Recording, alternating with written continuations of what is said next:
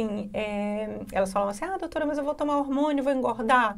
Eu falo assim, todas as pessoas pensam, às vezes, que os hormônios que engordam são os hormônios os hormônios esteroides, né, sexuais, estrogênio, progesterona, essas coisas.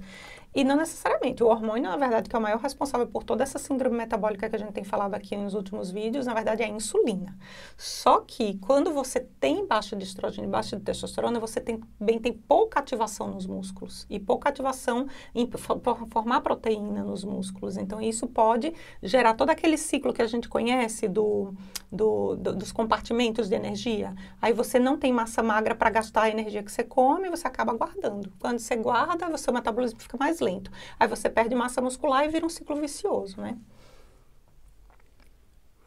E toda essa alteração do metabolismo favorece a pessoa a ter obesidade central, a ter sarcopenia e até dificuldade um pouco até de movimentação, dependendo da idade. Dependendo da idade, começa a perder massa óssea também, tudo isso.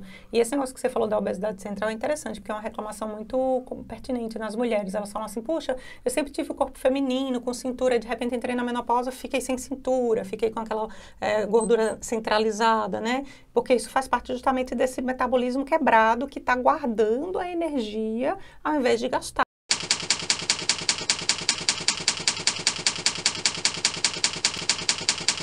Então vamos lá. Então, assim, não existe nenhuma evidência confirmando que exista uma dieta que seja melhor para a menopausa do que outras, tá? Já jogo um balde de água fria aí. Mas existem uns 3 estudos mais ou menos falando de dieta mediterrânea, mas nada assim que tenha uma coisa específica ou evidências para recomendação na menopausa. Mas, Ana, genericamente, alguma coisa eu sei que tem, porque esse vídeo tem muito conteúdo. Vamos falar algumas situações, como, por exemplo, comer menos, fazer um pouco de exercício, reposição hormonal, menos farinha, menos doce.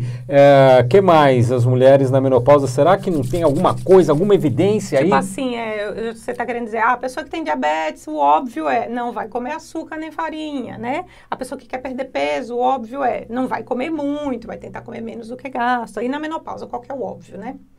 Você sabe que dos 2 maiores causas de morte na menopausa são doença cardiovascular e complicações de fratura. Nossa, e câncer, mas excluindo o câncer, né? Então, osteoporose a gente vai deixar para um vídeo mais para frente, que é uma coisa que a mulher, pensando que ela está na menopausa, ela tem que se precaver contra. E doença cardiovascular é a principal coisa que mata as mulheres na pós-menopausa. A pessoa que está na menopausa, já que não tem uma dieta perfeita, ela não vai dizer assim, existe a dieta da menopausa. Não, não existe. Mas pense assim, quais são as condições da menopausa que você tem que se preocupar e o que é que você tem que fazer sobre isso? A osteoporose a gente vai falar mais no futuro. Mas tem que cuidar com o infarto. Ana, então quer dizer que as mulheres com a perda dos hormônios, elas se igualam aos homens ou ficam até com mais chance de ter ataque cardíaco, bater as bolas junto com os homens? Exatamente, porque o estrogênio tem um papel aí que a gente não entende direito, mas que ele seria meio que protetor, o estrogênio, a progesterona, né? Talvez porque use bastante, não sei, a gente não sabe ainda. Tem várias ideias, mas quando a mulher perde esses hormônios, então ela meio que se iguala em risco, né? Para infarto com os homens.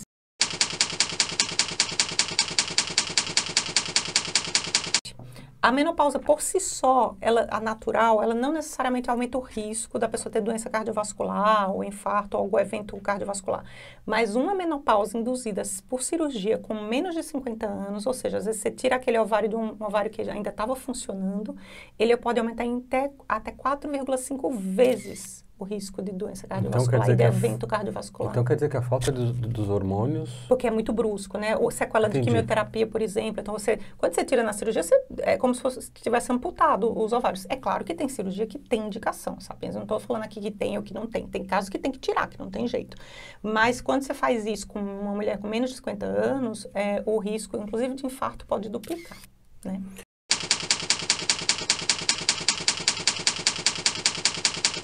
Mas você sabe que existe um grupo grande nos Estados Unidos em acompanhamento desde 1993 e esse grupo chama Women's Health Initiative. Então, é a Iniciativa da Saúde da Mulher. Eu não sei exatamente que lugar dos Estados Unidos não, mas acho que é ali perto de Boston. E são todas as mulheres acima de 45 anos, os profissionais da saúde que se inscreveram nesse acompanhamento. Então, só para vocês terem noção, ao todo, acho que hoje em dia tem mais de 48 mil mulheres sendo acompanhadas, Nossa, tá? muita gente, Elas hein? fazem aquele diarinho alimentar, né? Que a gente não sabe se é verdade ou não, porque a pessoa às vezes quer agradar o pesquisador e vai dizer, eu comi menos isso, tu comi mais aquilo, mas enfim. Imagina, deixa isso de lado e vamos tentar ver os resultados. Então, esse estudo, olha só que interessante, nos primeiros 8 anos desse acompanhamento, eles propuseram, quase 20 mulheres foram randomizadas, foram separadas sem escolher, tá? Para fazer a dieta baixa em gordura. Qual é a dieta baixa em gordura? É aquela que todo mundo acha que é saudável, magro, sem gordura. É tudo light, é tudo sem gordura, é tudo low fat. Não pode ter porque aumenta o colesterol. Não pode comer muito proteína animal porque tem muita gordura. Não pode comer muito ovo. Mas essa é a dieta que todo mundo acha que é a saudável, que é a que dá proteção cardiovascular, né? Então, quase 20 mil mulheres ficaram por 8 anos fazendo por 6 anos fazendo essa dieta. E quase 30 mil mulheres, 29 mil e tantas, dieta normal, não mudava nada, tá? Tinha bastante carboidrato nas duas dietas, para começo de história, né? Eu estudei esse aqui, a gente vai mostrar ali para vocês. Então, desse grupo controle... Proteína, que é bom, ninguém mostrou nada, né? Ninguém aumentou a proteína. Só ficou aumentando o carboidrato? Se diminuiu a gordura, tem que aumentar alguma coisa, mas não foi a proteína. Porque o que aconteceu? Eles sugeriam que elas tentassem comer no máximo 20% das calorias totais em gordura e no máximo 10% de gordura saturada, ou seja, as outras gorduras tinham que ser o azeite ou então aqueles óleos vegetais cheios de ômega 6, né? E o outro grupo aí, e encher o resto com carboidrato que eles sugeriam, vegetais, frutas e grãos. Vegetais tem poucos, grão tem muito, né? 5 a 6 porções por dia. Aí o problema é que a pessoa vai comer o grão, ela não vai pegar o feijão, demolhar, não sei o que, né? Ela vai pegar a farinha mesmo, porque ninguém sabe mais nem qual é a cara do grão do trigo, todo mundo só conhece farinha. Então, grão mesmo in natura, provavelmente as pessoas não comeram, elas se entupiram de farinha, né? Ou de coisa processada, né? Eles viram uma avaliação nos primeiros 3 anos da cintura, circunferência abdominal, peso e IMC. O grupo controle não aumentou nem diminuiu, tá? Ficou todo mundo mais ou menos igual. E o grupo das mulheres que estavam tentando reduzir a gordura, elas diminuíram a incrível quantidade de 700 gramas de peso. Anjo, isso faz concluir que 4 milímetros de cintura. Isso faz aqui eu pensar comigo que essa dieta que eles pregam que é naturalzinha, que é legal, que faz bem para a saúde, não está muito boa não, porque... Pelo menos em termos de peso, ela não fez essas coisas todas. Em termos de exames, colesterol, triglicéridos, essas coisas, a gente vai falar no próximo vídeo, tá? Mas e em termos de infarto? Então, Ana, eu tinha uma outra pergunta.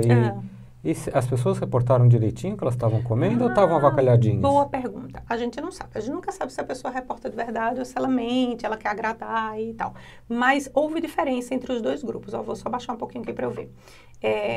Quando eles sugeriram que elas comessem menos de 20% de gordura, na verdade elas conseguiram no primeiro ano alcançar uma redução para 24% e no fim de 6 anos elas ficaram comendo 29% de gordura. Que é difícil tirar a gordura dos alimentos, sabe? Principalmente alimento de origem animal, porque vem junto, né? Mas a gordura saturada elas conseguiram reduzir para menos de 10%, ou seja, nisso aí elas cumpriram o que eles estavam querendo. Mas em compensação, eles aumentaram os carboidratos, a proteína ficou igual, mais ou menos 16, 17% de proteína de todas as calorias, foi de 45% para 53%, ou seja, comiam 45% de carboidrato antes, aí como tiveram que reduzir a gordura, aumentaram para quase 54% de carboidrato. Então, houve realmente esse ajuste. Mas as mulheres que estavam como dieta low fat, baixa em gordura, elas realmente estavam se esforçando, digamos assim, entendeu? Para comer menos gordura, né? E o grupo que não era para mudar a dieta, mudou alguma coisa? Boa pergunta também. Não mudou. Esse grupo ficou realmente igualzinho. Ficou as quantidades de gordura, carboidrato, proteína que eles comiam, que era mais ou menos 45%, 30% de gordura, 17% de proteína, ficou estável, né?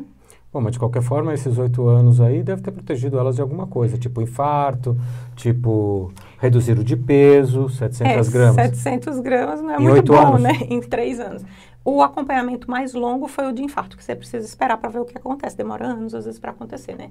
Então, eles focaram principalmente em infarto, derrame, essas coisas. Então, o próprio estudo, na conclusão, falou, não houve diferença. As mulheres se esforçaram para reduzir a gordura da comida delas e, no fim de 8 anos, os dois grupos que vocês vão ver aqui nos gráficos caminharam iguaizinhos, com o risco aumentando de ter infarto ou de derrame, porque é natural que esse risco aumente com a idade, né? Principalmente se a gente não se cuida. Então, mas os dois grupos, ou seja, reduzir a gordura não fez diferença, não protegeu contra doenças cardiovasculares, infarto, derrame, angina. Então, vocês prestam mesmo não entendeu, a Ana teve que ligar lá para o pessoal para explicar para eles como entende. Então, para não bugar a presta atenção que ela vai explicar bem direitinho. Não, o estudo do Tim Noakes, ele puxou esse gráfico do artigo original, ele até coloriu, ficou melhor. E ele fez uma explicação maravilhosa. Vocês veem o estudo do Tim Noakes também, que a gente vai deixar na descrição. Esse gráfico, assim, parece estranho, sabe? Mas é o seguinte, eles pegaram as mulheres num determinado tempo, mediram o diâmetro das coronárias por angiorressonância, ou seja, fizeram, tipo, fotografia, viram o tamanho das coronárias, tá? O tanto de sangue estava passando dentro dos vasos que nutriam o coração. Quando entope, dá infarto. É isso que é o infarto, é o entupimento dos vasos que dão oxigênio para o próprio coração. Tô falando aqui, mas, né? Preto, que é azul escuro, e o azul médio, o azul claro, não fizeram grande diferença, que é a gordura e a proteína. Meio que você vê que às vezes sobe num, sobe no outro, tal, não teve essas diferenças todas. Então, assim, por esse primeiro gráfico, o que é que a gente infere? Infere que quanto mais as pessoas estavam comendo carboidrato, mais elas também tiveram as coronárias mais apertadas, com mais risco de infarto, mais entupidas, tá? Então, justamente, o estudo inicial já tinha provado isso, né? Que quanto mais carboidrato... O estudo inicial, aquele estudo da semana passada, falou o seguinte, falou que comer pouca gordura não protegeu contra o infarto. O problema é que, para tirar a gordura, a pessoa acaba aumentando o carboidrato. Ela acaba aumentando porque ela precisa mais saciedade, é isso, né? Ela acaba aumentando porque o povo não ensina a aumentar a proteína. Porque se aumentasse proteína, não estava nessa mas Ana, não tem aquela teoria que se você come pouca gordura e pouca proteína, você fica com mais fome? E acaba comendo mais, o que acha que está fazendo bem, né? Que na dieta está falando que é o carboidrato, então você acaba reduzindo a gordura e a proteína, aumenta a fome, vou comer aquilo que é legal, que é o carboidrato, que é o que está dizendo que é legal. O que os estudos antropológicos de saciedade, o grupinho ali estava tendo mais entupimento das coronárias, ou seja, estava fechando mais o fluxo de sangue e de oxigênio no coração dessas mulheres, tá? Eram mulheres na menopausa também, mulheres que estavam fazendo reposição hormonal, mas todo mundo fazia reposição hormonal, não tinha nenhum com e sem não, era todo mundo. E aí, o grupamento número 1 aqui é quem comia menos daquele tipo de gordura, tá? Vamos focar na barrinha amarela para ficar fácil? A barrinha amarela, imagina, é igual a manteiga, é gordura saturada, tá? Então, assim, quem comia menos gordura saturada, que é o grupo número 1 aí de cima do gráfico, foi quem teve mais quantidade de gente com as coronárias apertadas. E aí, a setinha número 1, ela sobe, ó. Ou seja, à medida que as mulheres iam comendo mais gorduras saturadas, elas iam aparecendo com menos entupimento nas coronárias. Entendeu? O grupo que comia mais gordura saturada, na verdade, teve até um pouquinho de dilatação das coronárias. Ou seja, as coronárias, ao invés de entupirem, elas ficaram iguais ou elas ficaram um pouquinho mais, ó, deixando passar mais sangue, que isso é menos risco de infarto.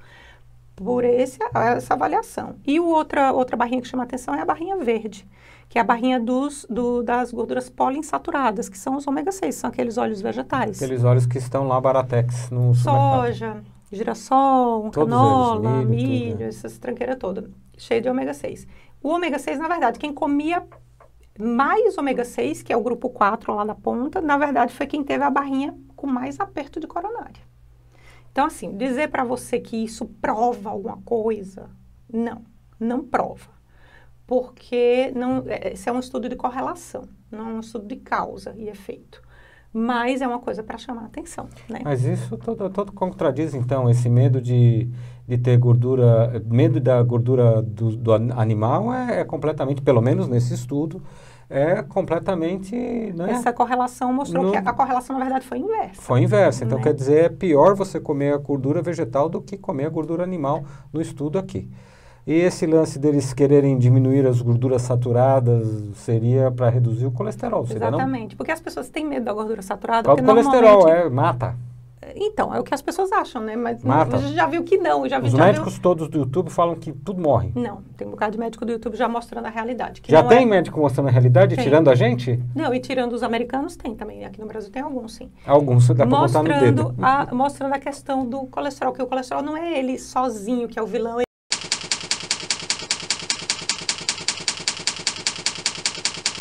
quando você tem que reduzir caloria, como é que você faz? Porque não é fácil, né? Isso, mas considerando as pessoas que já estão sobrepeso, você vai falar? Porque também, se você for anoréxico e você tiver com baixo peso, não vai reduzir caloria também, né, Sapiens? Né? Ninguém aqui é louco é pra verdade. você falar Se você tá comer comendo menos. pouco, bom, se tiver anorexia, algum distúrbio alimentar, alguma TA, médico, por favor, com certeza, gente. médico e psicólogo. Médico e psicólogo aí. Ajuda, a estratégia que a gente vai fazer aqui, ajuda também quem está com peso normal.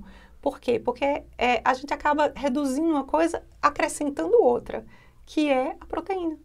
Para você não passar fome, conseguir tirar o excesso de calorias que você come e não passar fome, a melhor coisa é você adicionar proteína, porque é o macronutriente mais saciante que tem. Se você está perto de 1 por quilo, ou sai para comer na hora do seu trabalho num quilo, coloca a primeira proteína, vai sentar, come tudo. Depois, se tiver fome, você volta, pega a sua salada, seus legumes, suas coisas todas.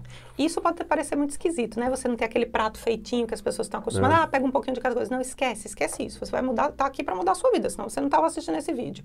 Então, assim, para você não passar fome, todas as pesquisas mostram comer uma quantidade boa de proteína antes, que aí tem que ser pelo menos mais do que 30 gramas, a gente vai entrar nesses detalhes, ou até aquela quantidade toda de proteína que você tinha que comer naquela refeição, que a gente vai ajudar vocês a calcularem também, pelo peso de vocês. Você come tudo. Aí depois você vê, não, eu ainda tô com fome? Não tô com fome. Então nem come o resto, não precisa. Você já comeu a coisa mais nutritiva e mais saciante. Ah, não, tô com fome ainda. Você vai ver que você vai comer muito menos do resto todo. E acaba até escapando da sobremesa, porque vai estar saciado. Porque você vai estar saciado. Então a estratégia é essa. Na verdade, a gente está retirando o excesso de calorias através da adição das proteínas. O peso ideal, a recomendação é você usar 2 gramas por quilo de peso ideal por dia de proteína, tá? E dividir nas refeições. Para quem está fazendo redução calórica, que acaba sendo o caso da maioria das pessoas com sobrepeso ou com obesidade na terceira idade, aí você pode aumentar até 3 gramas por quilo de peso por dia. Então, mas às vezes essas pessoas têm muita fome, elas precisam dessa quantidade de proteína justamente para saciar e perder a fome e comer menos caloria. Essa aqui é a estratégia, né? E aí, como é que você vai fazer? Vamos arredondar em 2, que é a recomendação mais conhecida e mais fácil. Como é que você vai saber qual é o seu peso ideal? Porque às vezes a pessoa está tão acima do peso que ela nem sabe mais quanto que ela vai calcular. Eu calculo pelo quilo que eu tô, pelo que eu tinha quando era jovem, é complicado. Tem uma maneira bem grosseira, tá, Sapiens, de calcular, que é assim, pega a tua altura, 1 metro e alguma coisa. Esquece 1 metro. Faz aí 1,75 m. E aí, vou fazer 1,70 m que foi mais fácil de calcular. Ok. E esquece esse 1 metro e fica com a quantidade que tem depois da vírgula da sua altura. Então, 1,70 m, você fica com os 70. Esse aí seria o seu peso ideal máximo, se você for mulher, que pode ser de 60 a 70, ou o seu peso 70 quilos homem, que pode ir até 80 se você tiver muito músculo. A mulher é 10 a menos. 10 a menos, a mulher é 10 a menos. E o homem, 10 a mais se tiver muito músculo. Se não tiver, fica nos 70 mesmo. Então, digamos que a pessoa tem uns 70, aí o que é que ela vai calcular? Meu peso ideal deveria ser 70 quilos. Não se preocupe se você não tiver ou se estiver muito longe desses 70 quilos. Esquece, é só para efeito de cálculo. E aí você vai multiplicar por 2, dá 140 gramas. 140 gramas de proteína total no dia. Divide, sei lá, se a pessoa faz 3 refeições, ela pode comer 50 gramas, 40 gramas e 50 gramas.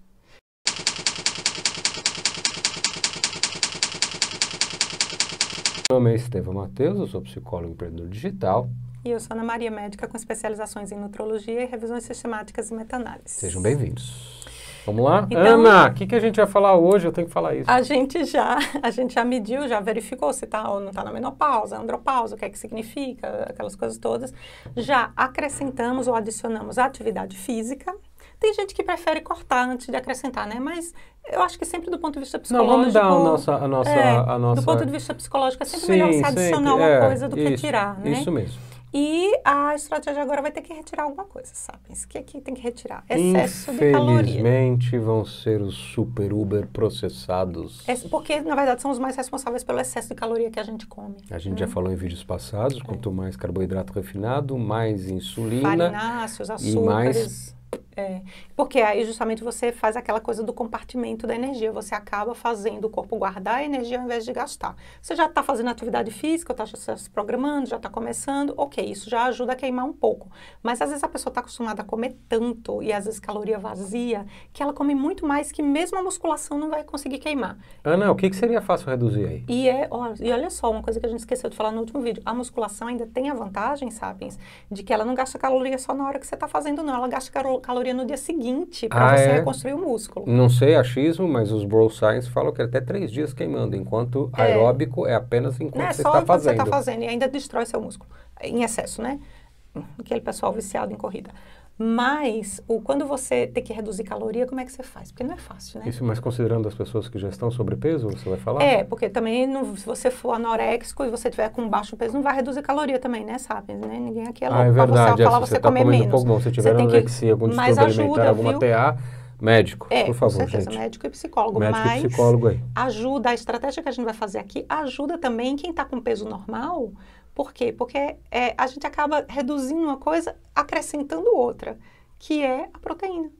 Para você não passar fome, conseguir tirar o excesso de calorias que você come e não passar fome, a melhor coisa é você adicionar proteína, porque é o macronutriente mais saciante que tem. Se você está perto de 1 por quilo, ou sai para comer na hora do seu trabalho num quilo, coloca a primeira proteína, vai sentar, come. Às vezes 5, 150. 150 gramas, ou seja, aquele hamburgão grandão assim, já tem a quantidade. É porque, na verdade, assim, como é que você vai calcular quanto que você precisa? Vamos fazer... É claro que peso ideal, a recomendação é você usar 2 gramas por quilo de peso ideal por dia de proteína, tá? E dividir nas refeições. Para quem está fazendo redução calórica, que acaba sendo o caso da maioria das pessoas com sobrepeso ou com obesidade na terceira idade, aí você pode aumentar até 3 gramas. O problema é a fome, quilo de peso. Aí o que é que ela vai calcular? Meu peso ideal deveria ser 70 quilos. Não se preocupe se você não tiver ou se estiver muito longe desses 70 quilos. Esquece, é só para efeito de cálculo. E aí você vai multiplicar por 2, dá 140 gramas. 140 gramas de proteína total no dia. Divide, sei lá, se a pessoa faz 3 refeições, ela pode comer 50 gramas, 40 gramas e 50 gramas. E aí tem aqueles vídeos nossos ensinando como é que acha a quantidade de proteína em cada alimento. Vamos colocar aqui sobre proteínas, né? Tem a playlist de proteínas que tira muitas dúvidas. Tem vários posts no canal, também no Instagram lá, mostrando quanto que tem de proteína em cada alimento para você poder se calcular. E aí você faz aquilo que o Estevão falou. Primeiro você come a proteína, depois você vai pensar se você vai ter fome para comer outra coisa. E falando para aquelas pessoas que estão com os braços finos e mais sarcopênicos, com gordura visceral, essa é a primeira que desaparece, né? Quando começa a fazer dieta e comer direito. Sim, que aqui está no lugar mais errado, né? Então, aí o corpo vai ter que pegar a energia de algum lugar, geralmente. E aí, com isso, você consegue reduzir as calorias consumidas em excesso, que às vezes é excesso de carboidrato, excesso de produtos refinados, né? Tudo. Nossos amigos vegetarianos, como é que eles vão fazer, né? Psicologicamente, você vai estar bem saciado. Mas é que eu achei um estudo interessante, comparando proteína de soja com proteína de ervilha, com caseína, e eles viram que todas essas proteínas alcançam a mesma saciedade. Então,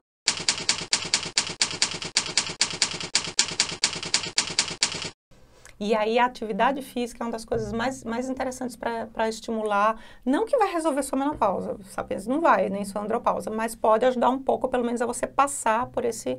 O envelhecimento todo mundo vai passar, mas eu queria fazer uma pergunta para aquelas pessoas mais fraquinhas que estão fazendo Pilates. Pilates adianta? A gente pensa assim, qual que é a atividade física? Não, as que têm mais evidência são as atividades físicas que constroem músculo, né? Constrói músculo, não queima músculo, então, se é que você me entende. Constrói, não queima. Pode ser começar com Pilates e depois ir para musculação?